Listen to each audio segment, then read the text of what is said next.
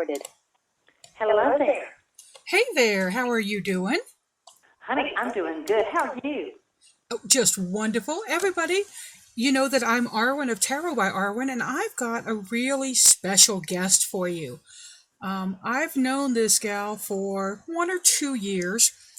Um, Dorothy, tell us a little bit Yes. about who you are. This is Dorothy Morrison, y'all. Yes, that Dorothy Morrison.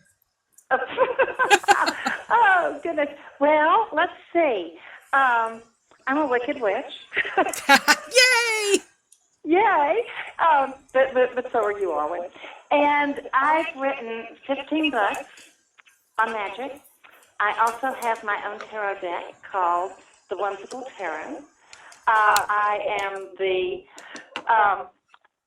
sole proprietress of Wicked Witch Studios, and I'm a one-woman sweatshop. I do everything from ordering supplies to packing and shipping, and that's about the size of it. Well, guys, when I first met Dorothy, one of the things she did, and I know her by a different name, so if I slip and call her by a different name, just roll with it. But she reached out to me because I was having a really bad time. I was very depressed. I was very whiny. I was absolutely not the joy seeker y'all know now. And she sent me a pouch. I'm pretty sure you had made it. It was a little beaded pouch with crystals in it. Yeah, and I still have that. Oh my God. That's an antique now, you know. Hey, we're not that old. But it just touched me that somebody who I only knew, we knew each other on, now this was back, I'm going to have to date us and say this was back before the interwebs were really the interwebs, and we were dialing into Telnet bulletin boards. And spending a fortune on long distance. Oh, amen. Yeah. Yes, we were. Now, you started out with, I think, was Everyday Magic your very first book? No. Magical Needlework was my very first book. Okay. But Everyday Magic came out 2 months after it did. Okay. And then so you're almost right.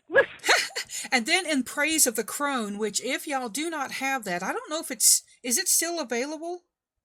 You know what? You can probably find it at half.com. It hasn't been in print for a while, but sometimes you can find it on eBay with one of the merchants, a used copy. I actually have the rights to that back, so it's been out of print for a while. It's one of those books, y'all, that are, it's one I highly recommend. I think even if you're not in crone years, it's a journey book that I think folks really should read. Now, I've got a few questions for you, Miss Dorothy. I have a few answers. And we're going to talk a little bit about her new line, too, y'all, so stick around, and you'll see pictures of the different product, because they're fun, they're useful, but they're wickedly funny, which is what I like about them. So, what made you want to have a store? What crazy hair did you get to say, hey, I want to sell things? The truth is the bottom fell out of the book market. Mm-hmm. And my royalties went from supporting me to not even close. And so I thought, oh my God, what marketable skills do I have? And so Wicked Witch Studios started out because a friend of mine was looking at a quilt that I was piecing. And she said, Dorothy, look at the center of that quilt. It's a pent. And I said, yeah, I know. And she said, have you ever thought about turning those into an altar cloths and selling them? Ah. And I said, oh, my God, nobody could afford that if I did it. And so she said, oh, if you autographed those, they would pay blah, blah, blah. And I said, that's too much. I wouldn't pay that, no matter who autographed it. And so I thought, I'll make a couple of those, and I'll just see. And I set my own price on it instead of hers, which was way too high. And by God, I did a series of 100. Every one was a one-of-a-kind. And then I did a series of another 100, a second series. Mm-hmm. And that's what got Wicked Witch Studios started. And then I had partnered with Coventry Creations. Well, one night I decided that I would like to have my own candle and oil line. Yeah. And Jackie Smith and I were really good friends, and so I sent her a bunch of names for products that I wanted to do. And she went, "Oh my God, I love these. Let's just work on this. And do you have recipes?" And it's like, "Yeah, but they probably need tweaking to go in a candle." Mm-hmm. And so we did. We found it worked really, really well together. And then I got so busy with all of that I didn't have time to sew anymore. So I took all the sewing stuff off the site. But there was Christian Day actually helped me start the Hexology line inadvertently. Hexology are little 2-inch square spell jars. They fit in the palm of your hand. Most of them need to be buried, and they're complete. They have everything in them, plus your instructions. Really easy to do. And he had contacted me and said, "Dorothy, I need somebody to make up some curse bottles for me. Could you do that?" And I said, "Yeah, I think I can. Let me look and see what I could get supplies for, and I'll quote you a price." And so that's how the Hexology line got started. And so now I really am a one-woman sweatshop, and I love it. And I've been Because magic's my real love, Arwen, and you've known that for a long time. And so this allows me to create magical tools for people that are fun and they're effective, and and some of them I think are quite extraordinary. Magic is extraordinary. Yes. It shouldn't be worked with a tacky tool. And what y'all don't know is that Dorothy is also a dedicated high priestess of the Georgian tradition. She walks the path, right? She knows what she's talking about. And so when she says she's a wicked witch, or you pick up something and it says it's hexology or black magic, well, understand that the path is a balanced path. Yes, it is. And I think a lot of people miss that. Yeah. You can't have the light without the dark. Thank you. And I really and truly believe that what happened some years ago was that folks were trying to make the craft mainstream. Mm-hmm. And so, anything that was slightly shady was we couldn't talk about that, we couldn't do that. And so now we have a whole bunch of folks that think this is all sweetness and light. And it's just not. No, it is not. Not properly done, it's not. And I think that's a big piece of it. And that kind of leads me into the next question, which is, how has your own heritage influenced your path or spiritual direction? My own heritage? Yeah. What are you talking about? My actual ancestry, or are you talking about some other kind of heritage? Really, I think ancestry, like going back, and do you think that your people kind of predicted where you were going to be? I mean, I know you had a very Catholic upbringing. I did. Part of what brought me into the craft probably had to do with my own beginnings, although at one point in time my mother said, after I was grown, my father was really, really sick. And I told her, "Oh, Mama, you need to make him this tea," and blah, blah, blah, blah, blah, blah, blah. And she said to me over the phone that day, "Be careful who you say those kinds of things to. People were once burned for stuff like that." And she laughed. Huh. And so I think that my mother actually knew all along, even though she was a super Christian. She gave me my first tarot deck. She gave me a Ouija board when I was young. And, of course, my Ouija board disappeared when she realized that I could work it all by myself. and my mother used to read playing cards. Oh, yeah. And I didn't know that until after she died. So, that was kind of interesting. But, I almost wasn't born, Arwen. I didn't know that. My mother and Dad were on vacation. And they were on vacation in Texas, and my mother began to hemorrhage. And so he rushed her to Scott and White Clinic in Temple, Texas, and they wanted to do a radical hysterectomy. Oh. And he said, oh, my goodness, no, I believe we will get a second opinion. And he yanked her out of there, put her in the car, drove home, went to the family doctor, and she was already pregnant with me. Huh. And then I had, 6 years old, I have tonsillitis, right? I mean, every 6-year-old in the world needs their tonsils out. But this turned out not to be one of those normal things. I had an infection in my blood. Oh, gosh. And they could not take out my tonsils until the infection was gone, but the tonsils were causing the infection. So I wind up in Houston at this hospital. They take out my tonsils anyway, because I have to, and I damn near bleed to death. I was in the hospital for 6 weeks during first grade. Woman. Yeah, and my father, and we were 80 miles away. I was 80 miles away from home. My father drove back and forth every single day to bring my homework to me so I wouldn't get behind. How sweet is that? Well, my mother was really big on literacy, and she taught a lot of people in our hometown who could not read to read, and she was so afraid that I would be behind and I wouldn't learn how to read. And you have to know how to read, otherwise people can screw you out of your money and stuff. So anyway, yeah. So I think and as a child I also saw auras, and I didn't know that's what they were. I thought people were just colored on the outside and everybody knew it. So I'm in first grade, and we're drawing pictures of our families, and all my little people have colors on the outside, and they thought there was something wrong with my motor skills.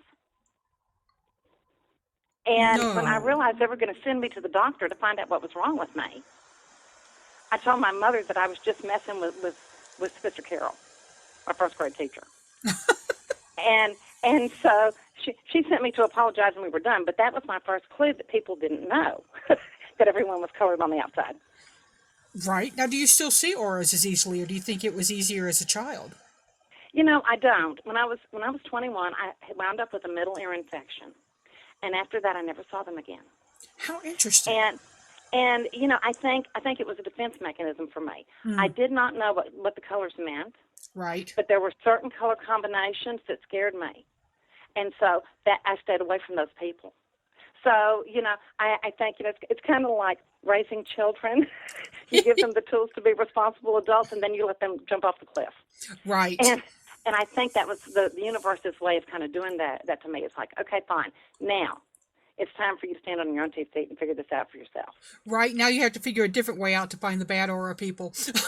That's exactly right. Yeah. So, I think more than anything, it was my childhood journey that led me to this. Plus the fact, I had a really good relationship with the Virgin Mary. Yeah. I refused to pray to Jesus, and that was another note that got sent home from Catholic school. and so my mother, had a fit, and she finally said, okay, what's the deal? And I said, well, it's a waste of time. And of course, she gets just beet red. She's, you can see the arteries in her neck pulsing. What do you mean it's a waste of time? And I said, well, I'll just talk to his mama. Even he wouldn't disobey his mama, and he'll do whatever she tells him to do. I love it. And so, she kind of grinned and she said, okay, but we'll never speak of this again to anyone. And I went, fine. So, it was very, very easy for me to evolve, in the craft, because I already had a very good relationship with a major goddess. Yeah. And it would be an easy transition at that point because, Mary, I think that if you look at her from a witch perspective, is a pretty cool gal. Oh, she's a badass. Yeah. Now the Catholics are going to like me saying that, but she really is. Think about this for a minute. What a strong woman. She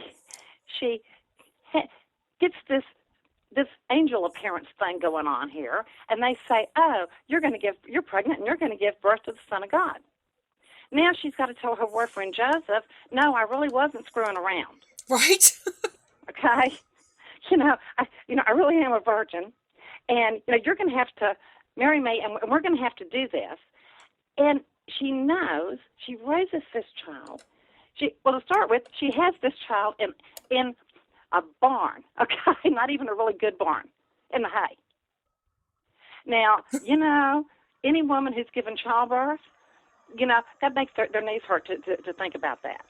So in the cold, in a barn, no room at the end, and she's raised this child, and she knows that he's going to be put to death. Right. And she knows there's not going to be a damn thing she can do about it. And Yeah. she weathers it all. Now that woman's a badass. Absolutely. And I think that people have to stop and think about that. Yeah, and understand that when you look at them at the at Christianity, there's a lot in Christianity that's still useful to us, even if we may not follow that path. But yeah, Mary could take a beating and get right back up. Oh yeah, and I still work with Mary and her guys as Our Lady of Perpetual Help, because she promised. There's a Catholic prayer that is directed at that particular guise, and it starts out, "Oh, gracious Virgin Mary, you who said you would never turn away anyone who came to you for help." Yeah. And it's called the Memorare. It's a reminder to her that she will not turn you away, and she will help you. That's beautiful. I didn't pay attention in catechism apparently but I'm Episcopal, so. well, see, that makes a big difference. It does. Now we did have a Mary nave in the church I grew up in. We were high Episcopal, so we were like a Kmart Catholic. I love it. So now let's ask me. No, Arwen. Let's ask her. I want to ask you about some of the new products you have, and I'm going to ask you first about Waken the Dead. What was the thought behind that? What was the process in the creation of that? And what's your experience with it? And y'all, you can get oils and candles. It's amazing. I'm very, very excited about Waken the Dead. To start with, I make my own Florida water. Oh. And I have an old recipe. Well, actually, I've got the recipe for the for the stuff that you can buy in the stores. Okay, but there was always something missing, and I figured out what it was. And I tweaked the recipe, and I made my own. And I started using that on my ancestor altar. Well, guess what? The spirits just kept coming and coming and talking and talking. and so it was finally like, look, guys, I got to go to bed now. Right? We'll have to continue this, tomorrow. And so I took the base of that recipe and created Waken the Dead oil and spray last year. And I added a couple more things to it, and I tested it, and it was fabulous. And so this year, when Coventry wanted to add 3 new candles to the line, I went, oh, let's do this, because, ancestor veneration should be important to us all the time, mm-hmm. But it doesn't seem to be. Okay? And in the last few years, there's been a resurgence. Almost everybody now has an ancestor altar. Yeah. But some people don't know how to actually contact their sacred dead. And this opens the door. This invites them. It welcomes them. And, it's actually, it works like setting up a chat line for you. Yeah. And I know that's going to sound hinky to some people, but this stuff works. Yeah, I actually haven't used this one yet, because when I read tarot for others, the dead show up a lot. Mm-hmm. And I don't really, at this point, want to open it up anymore. I've had people's grandfathers show up with meat cleavers. So, But Oh, good heavens. well, he was angry at he was a little Chinese guy, and he was mad at his grandson for not doing the ancestor veneration specifically, and so he was shaking Ah, the cleaver because he was a butcher in his former life. So he just ah. he just showed up in what he usually wore to work. But y'all, I Hmm. want to read to you what it says on the back of the candle, because there are words you can use. She gives you a beautiful, I would call it a cantrip, but a rhyming series of phrases. But here's what she says: Mojo is easy. You set your tone, state your intent, light your candle, and make your magic. The only hard and fast rule is to follow your intuition and your heart. So this again is not one of those things of you must spit 3 times in the east, turn around, clip your toenails twice in the west, you know, kind of magic. She gives you the tools, and then again, like she said, sets you at the cliff. Go and do what you need to do. And that's just an amazing thing. I've seen spell kits that I pick up and I giggle and put back down because they're so specific. Well, people seem to think that magic is rocket science. It's not. Yeah. you know, it's very, very simple. Anyone can do it. Now it takes focus, Mm-hmm. and you have to be damn sure you know what your intent is. Some people think that they want, this when they're really wanting something entirely different. but if you have, if you can focus, if you know what your intent is, and you can focus on this, you channel your energy toward that goal, and poof, it happens. Exactly. Now, y'all, I've got 2 other candles in my hand and 2 other oils. And I can't decide which has. I think the red one, we've got to go with the red one and save the yellow one for last. Because the yellow one is one everybody's going to need. So the red one is a romance candle. It's Forever Mine. And again, the smell on this one's subtle to me. I really like it, but it doesn't overpower. I saw it and I thought, oh, it's going to be all roses and tulips. And it Oh wasn't. no, There's a no, real no. subtleness to it. Yeah. Have you smelled the oil? Yes. The oil is yummy. Really, really yummy. I have this thing about, I like roses. I like fresh roses. Mm-hmm. But I have never smelled an oil, a rose oil, even rose attar, that smells right to me. It all is nauseating to me. and so when we worked up this recipe, it was like, no, this has to be a little spicy. We're not going to do this rose thing. I don't want anything that's cloying and sweet. Yeah. And so I'm glad you picked up on that because That was my, and I really did. I was like, oh. I was worried it was going to be all sweet. no. In fact, none of my stuff is really cloyingly sweet. None of it. Good. I think one of my nose goes into overdrive when I get into the fake cherries and the fake strawberries that I smell in some places. But Well, it now, smells like air freshener, and some of it smells like industrial cleaning fluid. yeah. Oh boy. Now let's talk about the gold or the yellow one. And I'm not naming it, y'all, because I want Dorothy to say it in her fabulous accent, because I don't have an accent. She does. Oh, right. You don't have an accent. The the gold candle is called "Bitch Be Gone," Bitch, be and gone. Yeah, I love it. yes, it is amazing too. This is another one of the candles that came from a special edition recipe that I had done a couple of years ago. That was also Bitch Be Gone, and the oil and the spray is made with a rattlesnake bone. I didn't. Oh, well, now that's interesting. Yeah, and did I also send you the spray or not? I don't. If you did, I put it in a different place because I grabbed the oils. I do think you did, though, Dorothy. I just Okay, don't well know. I'm a if Pisces. you look in the bottom of that eventually, okay, in the bottom of that spray bottle, you will see a little rattlesnake vertebra in it. This is an amazing, amazing formula.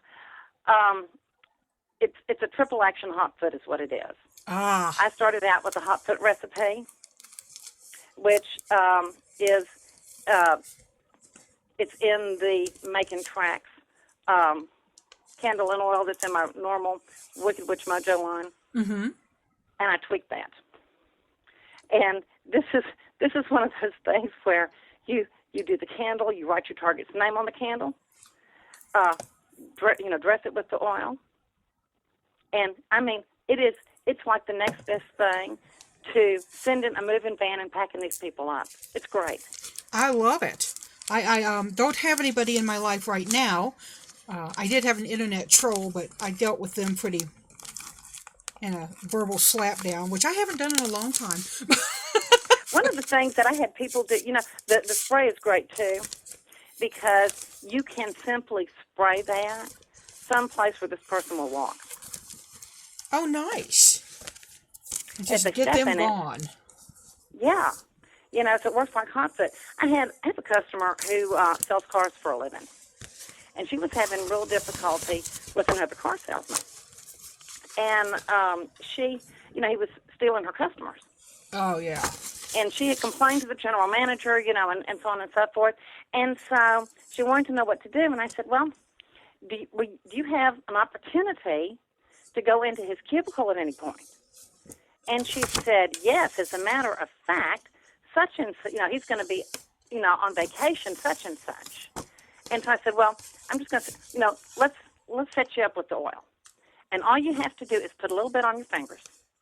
And while he's gone, just walk into his cubicle and just run your hand across his chair. Even the back of the chair is fine. Mm-hmm. And see what happens. Sure enough, and wash your hands real good because you don't want this stuff on you, get it off. And sure enough, the day after he got back from vacation, they let him go. Done. That's awesome. Painless. Right? And Yeah. what we're talking about here is also known as hoodoo magic or conjure or root working. So for me, it's an add-on to Wicca. It's not, I think some Wiccans would say, oh, I don't do that. But again, you have to work both sides of the street. Well, and here's the thing, not all hoodoo is shady or dark either. Okay? Right. But and the fact is, I have always worked with folk magic, and I remember when I was a baby witch, and these ceremonial magicians used to laugh at me, and they would say, "My kung fu is stronger than your kung fu," and I would grin and say, "We'll see," and don't get me wrong, okay? I have a lot of respect for ceremonial magicians. But by the time I figure out the exact time and minute and astrological phase and so on and so forth, and do all that math, I have forgotten what I wanted to do to start with while I was even looking it up. I like magic that I can do in a hurry because life is busy. Yeah. And so it was a long time before I realized that my folk magic was actually hoodoo. Somebody said, "Oh, you work hoodoo," and it was like, "No, I don't. I work folk magic," and they went, "Same thing." Right. So, yeah. Well, and I think that people don't realize that when you use my lodestone to do an attraction spell, that's folk magic. That's hoodoo. That's basic. It's sympathetic magic. Yeah. So, and we do think, oh, all hoodoo is bad do. No, it's really not.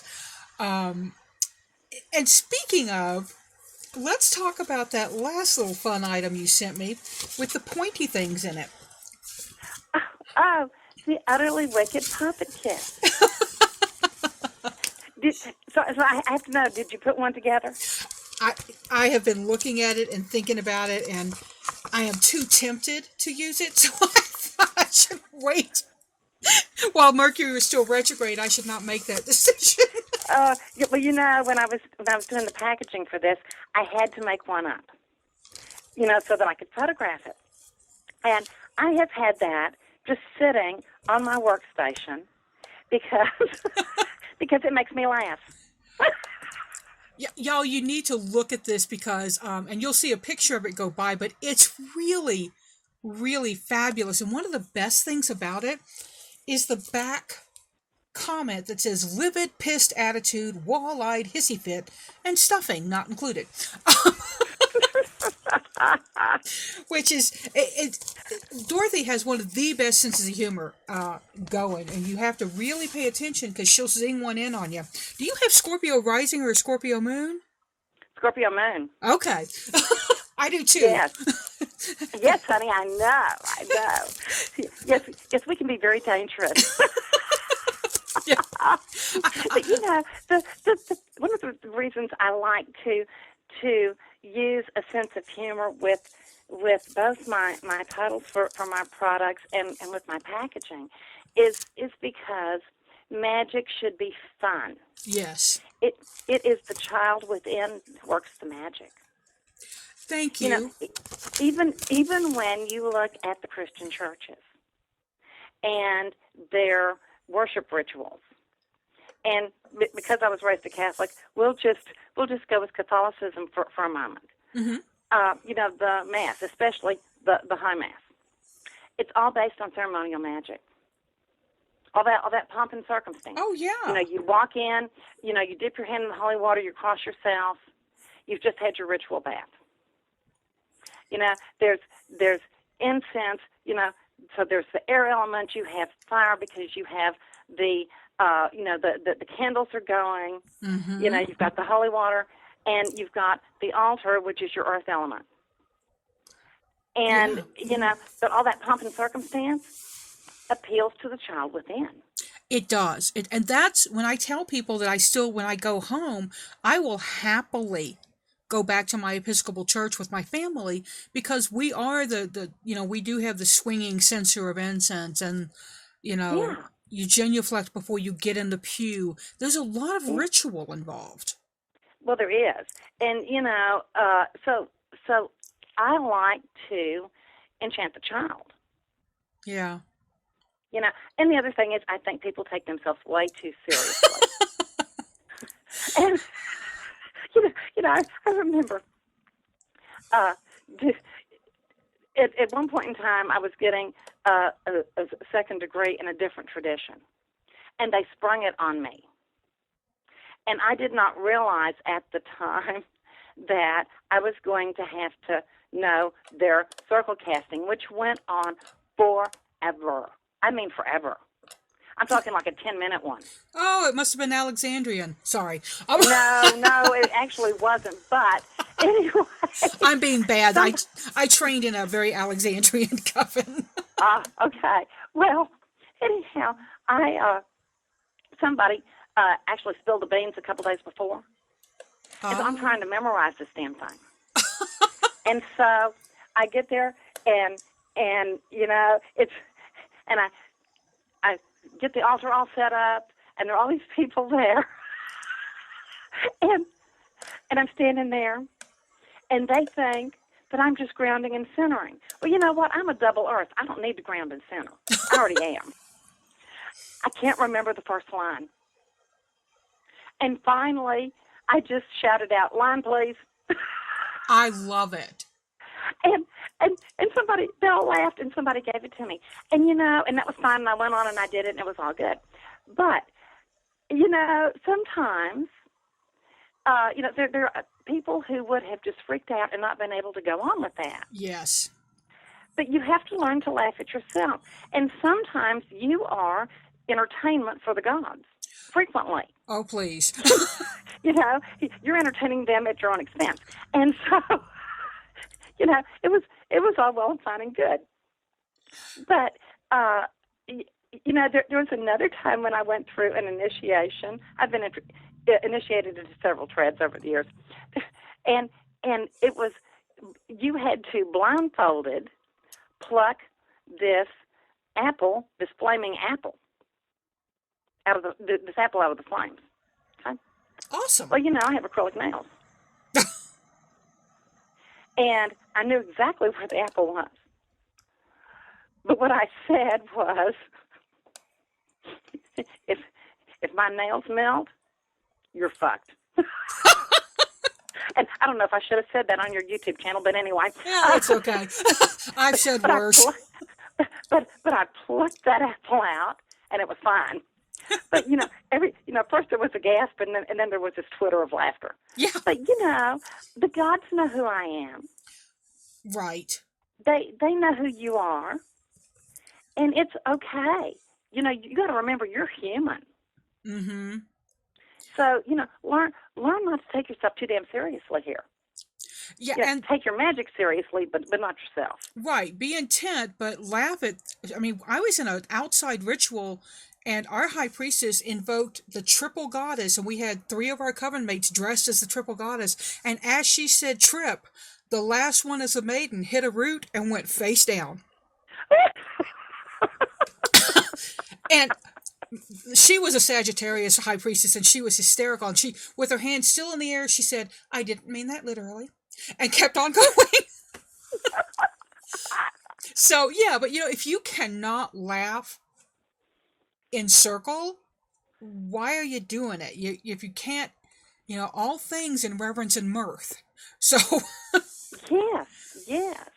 But So anyway, yeah, but this is one of the reasons that I try to have a sense of humor with this. We want to appeal to the child. We want the child to do his or her stuff for us, and we need to feel good about this too. And laughter is healing. Oh, it is. It absolutely is. And one of the things you've always done for me is made me laugh even when I felt like crap. She will say the wildest things, y'all, and make me think, oh. And sometimes it's a boot to the ass is what it used to be when I was acting particularly whiny. She and another friend of ours, I lost touch with her, but it was like a double team when Arwen got whiny ass. And I was young, so I needed to have my butt kicked. And you know what's so funny? I don't ever remember you being really whiny. Oh, I see myself as so whiny, so thank you. You were always a joy to my heart, honey, and still are. Well, I want to thank you so much for coming. I'm going to tell everybody that's listened this far, because some people cut in and out. Everybody who's listened this far, I want you to comment on what mug you would like from the Flying Monkey Express, which is Dorothy's Wicked Witchery mug collection, and I'm going to send you a mug. It has to be U.S. Sorry, guys who are not U.S. It does have to be domestic for me. But I'm going to offer somebody a mug because she's got hysterical mugs. If you've ever met Dorothy in public, in person, you'll know why this one's funny with legs like these. Who needs flying monkeys? Because Sister's got gorgeous legs now. But what is a last piece of advice you would offer to somebody who is thinking, I want to launch a business. I want to go online and sell stuff. What do you think? What's something you would say to them? I tell them that they're going to have to work really hard. They're going to have to work harder than they ever worked for anyone else. And I think the key to selling your merchandise is all in your marketing copy. And you have great copy. Well, thank you. One of the things that I learned long ago is that if you want to teach somebody something, you have to entertain them. But if you want to grab somebody's attention on the internet, because there are a gazillion online stores and everybody's got good products. Yes. If you want to catch their attention, you still have to entertain them. So, make sure that your marketing copy is eye-catching and you can sell anything. Excellent advice from Dorothy Morrison, the head witch at the Wicked Witch Studios. Dorothy, thank you again so very much for giving me your valuable time. I really appreciate it because, as you say, you do it all, so I'm sure you've got orders staring you in the face right now. Well, actually, I do, but we're also digging out of 30 inches of snow right now. Oh, well, there's that little piece of extra. Yes. I suppose shipping may be delayed. Yeah, I don't think the post office is open right now. Yeah, my cousins are up in upstate New York, and they're having to dig their way out to the chicken coop because, of course, they've got a farm. And my cousin said, she said, we're at night. She said, I hurt in places I forgot I had muscles. Well, fortunately, my remarkable husband has been doing most of the digging because he knows I'm clumsy. And if I fall down, I may break myself. And so I really haven't had to shovel too damn much. So that's good. That's awesome. Yeah. Everyone should have a remarkable husband like that. And I like how you work his name into remarkable. That's very clever. Well, yeah. And also, people, there is an online month-long Dorothy celebration, and it's on Facebook. I'll give you a link to that so you can go hang out there. And they're going to be talking about product, and there's going to be a whole bunch of fun going on there. So, and there's going to be a February social media only sale. Ooh! So these are products that people on social media get to try before anybody else. They get to purchase them before the general public does. Oh, now y'all heard it here. And so that will be launched at the stroke of midnight on February the 1st. And I will send out a link for that on Facebook and Twitter. There you go, guys. And I'll hook you up so you'll know how to find her on Facebook and Twitter if you're not already following her. But you should follow her because she's got flying monkeys. But thank you very much, honey. And I will touch base with you. And it was just a joy talking to you. I haven't really talked to you since, Gaia Fest way back in the day. I'm telling you. I have missed you tons. Thank you so much for having me. And let's do this again. Absolutely. Seek joy, baby. I'll talk to you later. Okay. Bye-bye. Bye-bye.